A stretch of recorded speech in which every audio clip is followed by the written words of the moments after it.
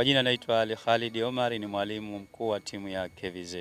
Tupo hapa katika uwanja wa mazoezi na kufanya na kuendelea kwa ajili ya timu yetu na matayarisho ya ligi, na kuna ligi nyingine ambayo hapa tunatarajia kucheza, ligi ya Muungano.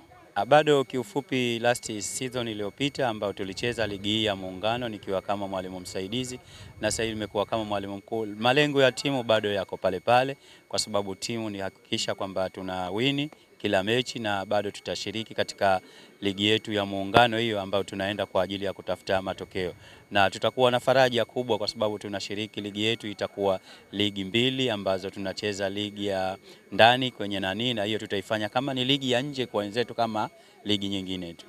Kiufupi, kwanza kwa ari na hamasa, timu ipo juu kwa sababu kila mtu anahitaji kufanya kitu kizuri na anahitaji kushirikiana na watu waliozuri. Kwa hiyo kama ni timu ya KVZ na wachezaji wa KVZ wapo tayari kushirikiana na kucheza na timu kubwa, na kwao pia itakuwa ni ufahari kwa sababu mchezaji inakuwa ni commitment kwa ajili ya kujitolea na lile lengo lake. Kwa hiyo kama timu, kama uongozi, kama wachezaji, manake tumeipokea vizuri na tuko tayari kufanya kazi kwa ajili ya kucheza mashindano ya ligi ya Muungano.